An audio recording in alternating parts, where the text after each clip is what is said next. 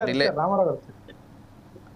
Okay okay yes Ramarao గారు మీరు ఎలా చూస్తారండి? అంటే నేను లోకేష్ని ఏదో ఎగ్జాక్చురేట్ చేసేసి పొగిడేసానని కాదు, కానీ యాజ్ ఏ పొలిటీషియన్ ఆయన డెఫినెట్గా గతంలో కంటే ఇప్పుడు మెరుగ్గా ఉన్నారు. గతంలో మాట్లాడడం రాదనేటువంటి ఒక స్థాయి నుంచి ఈరోజు మీ పక్షాలకు కావచ్చు లేకపోతే ఇతర పక్షాలకు కావచ్చు సమాధానం చెప్పేటువంటి అంటే మాటల తీరులో కావచ్చు ఆయన నాయకత్వ లక్షణాల్లో కావచ్చు కొంత మార్పు అయితే డెఫినెట్గా వచ్చింది. సరే అది పార్టీని నడిపించేంతలా ఉందా లేదా అనేది మరో చర్చ. మీరు ఎలా చూస్తారు ఇన్ కేస్ లోకేష్ గారికి బాధ్యతలు అప్పగిస్తే లేకపోతే వర్కింగ్ ప్రెసిడెంట్గా చేస్తాను ఇక్కడ ఎలాగో బీఆర్ఎస్కి కేటీఆర్ని వర్కింగ్ ప్రెసిడెంట్గా చేసి ఈరోజు దాదాపుగా కేసీఆర్ గారు పూర్తిగా పక్కన ఉండి మొత్తం కేటీఆర్ గారు చూసుకున్నటువంటి పరిస్థితే ఉంది బీఆర్ఎస్ పార్టీలో గమనించినట్లయితే. మరి తెలుగుదేశంలో కూడా చంద్రబాబు గారు కేవలం ప్రభుత్వానికి ముఖ్యమంత్రిగా పరిమితం అయ్యి పార్టీ మొత్తం బాధ్యతలు లోకేష్ గారికి అప్పగించే అవకాశం ఉందా? కార్యకర్తలు అదే కోరుకుంటున్నారా? ఈ చర్చలోకి వెళ్తే అసలు ఏం చెప్తారు మీరు? ఇక్కడ ఒక అంశం అండి జయ గారు, ఇది తెలుగుదేశం పార్టీ అంతర్గత వ్యవహారం వాస్తవంగా మాట్లాడితే. ఎందుకంటే తెలుగుదేశం పార్టీకి అధ్యక్షుడిగా జాతీయ అధ్యక్షుడిగా చంద్రబాబు నాయుడు గారు ఉంటారా, లేకపోతే వాళ్ళ కుమారుడైనటువంటి లోకేష్ గారు ఉంటారా, లేకపోతే వాళ్ళ భార్య గారు అయినటువంటి భువనేశ్వర్ గారు ఉంటారా అనేది వాళ్ళు తెలుసుకోవాల్సినటువంటి అంశం. లేకపోతే బాలకృష్ణ గారు ఉంటారా మనకు తెలియదు కదా. మళ్ళీ నందమూరి వాళ్ళకి ఏమన్నా కొంతకాలం ఇస్తారా, వాళ్ళ వారసత్వ అంశాల్లో వాళ్ళు ఏం నిర్ణయం తీసుకోవడం మనకు తెలియదు. అట్లాగే మనం చూసాం ఈ మధ్య లోకేష్ బాబును మళ్ళీ డిప్యూటీ సీఎం చేయాలని చెప్పి ఒక వాదన టీడీపీలో కూడా పెట్టించారు. ఏది వీళ్ళంతా కూడా దావోస్ పర్యటన ఉన్న సందర్భంలో అక్కడ జనసేన వాళ్ళు ఒప్పుకోరులేండి. అదే ఇట్లా వాళ్ళు ఒక విధానంలో, ఎందుకంటే వారసత్వంగా లోకేష్ బాబుని ప్రెసిడెంట్ చేయాలనేది ఆయన తీసుకునే కదండి. ఎమ్మెల్సీగా ఇచ్చి మంత్రి ఇచ్చాడు పోయిన తప్పనే, మళ్ళీ తర్వాత ఓడిపోయాడు. తర్వాత ఇప్పుడు ఎమ్మెల్యేగా గెలిచిన తర్వాత మళ్ళీ మంత్రి ఇచ్చారు.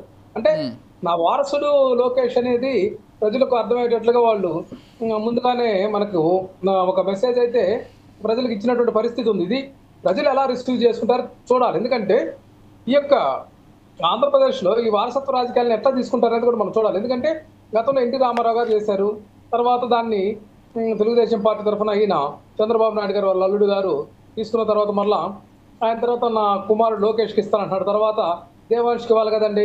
ఇట్లా దీనికి పార్టీ కానీ ప్రజలు కానీ ఏం తీర్పు చెప్తారు, ఏం నిర్ణయం చేస్తారు అనేది కూడా మనం ప్రాక్టికల్గా కొద్ది రోజులు కాలం గడిస్తే కానీ చెప్పలేనటువంటి పరిస్థితి ఉంది.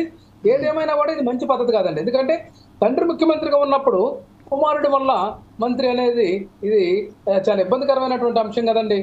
ఇప్పుడు అన్ని పదవులు వాళ్ళ ఇంట్లో తీసుకుంటే ఇక మిగతా అన్ని ప్రాంతాలకు సమతుల్యత, అన్ని రకాల అన్ని వర్గాలు, అన్ని కులాలు, అన్ని మతాలు అందరికి కూడా ప్రాధాన్యత ఇవ్వాలనేటువంటి అంశంలో ఇక్కడ ఒకే కుటుంబంలో పదవులు తీసుకుంటున్నారు కదా.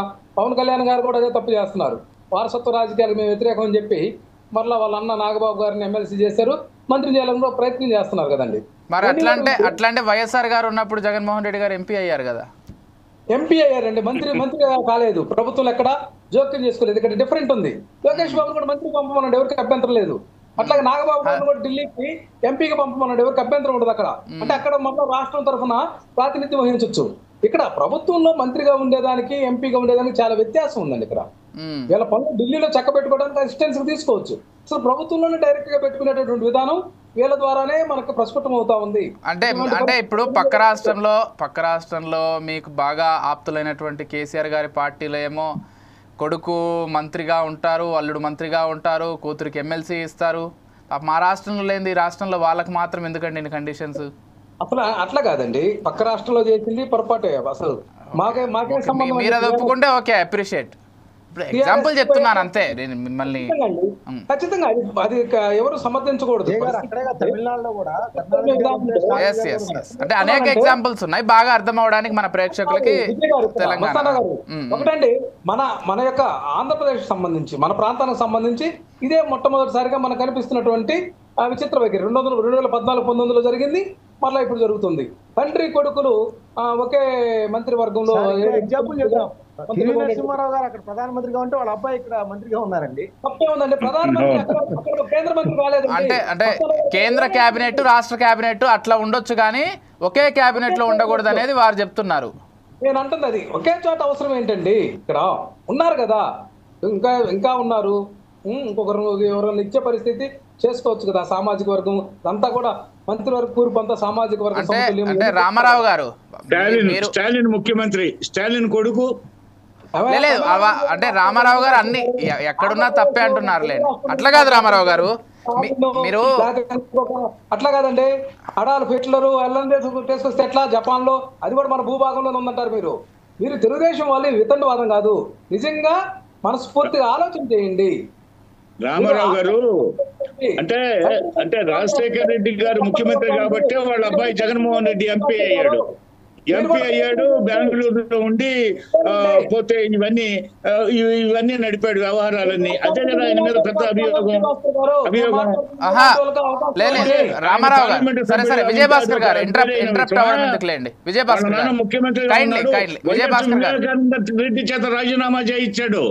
తను ఎంపీ కావడానికి అందరిలో పెద్ద మనిషిగా గుర్తింపు ఉన్నటువంటి వైఎస్ వివేకానంద రెడ్డి తన బాబాయ్ చేత రాజీనామా చేయించి ఈయన పోటీ చేశాడు. అది కరెక్ట్. సరే సరే విజయభాస్కర్ గారు ప్లీజ్ ఒక్క నిమిషం. అట్లా కాదు రామారావు గారు, మీరు కేవలం కేబినెట్ లో మంత్రిగా ఉంటేనే ఇదైపోతున్నారు. వాళ్ళ పార్టీ కార్యకర్తలు ఏకంగా ఆయన ముఖ్యమంత్రిగా చూడాలని కోరుకుంటున్నారు. వినలేదా అంటే నేనైతే విన్నాను.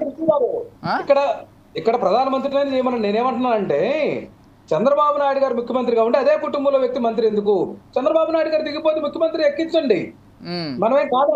దానికి నేను అభ్యంతరం చెప్పట్లే. ఇక్కడ కానీ టెక్నికల్ గా పాసిబుల్ అవుతోంది కదా, మేము చేసుకుంటాం, తప్పేముంది అనుకుంటున్నారు వాళ్ళు. కేబినెట్ లో ఈ రోజు మన డిబేట్ ఎజెండా ఏంటండి? ఈ రోజు మన డిబేట్ ఎజెండా మహానాడు, లోకేష్ బాబు భవిష్యత్తు, వాటి మీద కదా. అవునవును. మరలా మనం ఎక్కడికో వెళ్ళిపోతున్నాం. ఆ విధంగా మాట్లాడుకుంటే కమ్యూనిస్టులు అసలు వారసత్వ రాజకీయాలు అంగీకరించరు. కమ్యూనిస్ట్ కంట్రీస్ లో కూడా వారసులు వస్తున్నారంటే వాళ్ళ సమర్థత ఉంటే రాకూడదని తప్పే ఉంది. రాకూడదు అనేది ఏం లేదు. ఇప్పుడు ఒక విషయం, ఈ ప్రజాస్వామ్యంలో ప్రజల ఆకాంక్షలు అంతే తప్పదు కదా. బలవంతంగా రుద్దితే తప్పు, కానీ ప్రజలు గెలిపించుకొని మంత్రులు అయితే తప్పేం లేదు. బలవంతంగా రుద్ది ఇప్పుడు గతంలో ఎమ్మెల్సీని చేసి మంత్రిని చేస్తే దాదాపు చాలా మంది అని ఒప్పుకోలేదు. సరే ఈరోజు ఆయన ఎమ్మెల్యేగా గెలిచారు, మినిస్టర్ అయ్యారు, టెక్నికల్గా అన్నీ జరుగుతున్నాయి, రాజ్యాంగపరంగానే జరుగుతున్నాయి. ఎథిక్స్ అని మాట్లాడుతున్నామా? ఇక ఎథిక్స్ మాట్లాడుకున్నట్లయితే మరి దాదాపు అన్ని ప్రాంతీయ పార్టీలు కూడా అదే చెప్తున్నారు. తాను పార్లమెంట్ స్థానానికి పోటీ చేసింది వెనక ఎవరు ఉండి నడిపించారు? సరే సరే మస్తానరావు గారితో మాట్లాడదాం. ప్రవేశపెట్టారు.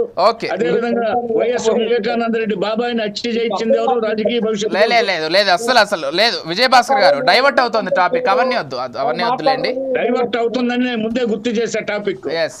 సరే వారు అడుగుతున్నారు ఒకే పార్టీలో ఉండి ఇద్దరికి మంత్రి పదవులు ఇవ్వకూడదు. సరే ఎంత పక్కన పెడితే వర్కింగ్ ప్రెసిడెంట్ గా చేస్తే మరి ఎవరు అండి? ప్రజాస్వామ్యం అండి. ప్రజల ఆకాంక్షల మేరకు ఒక పార్టీలో పార్టీ శ్రేణుల అభిమతం మేరకు. రైట్. సరే ఒకసారి మస్తానరావు గారితో మాట్లాడదాం. మస్తానరావు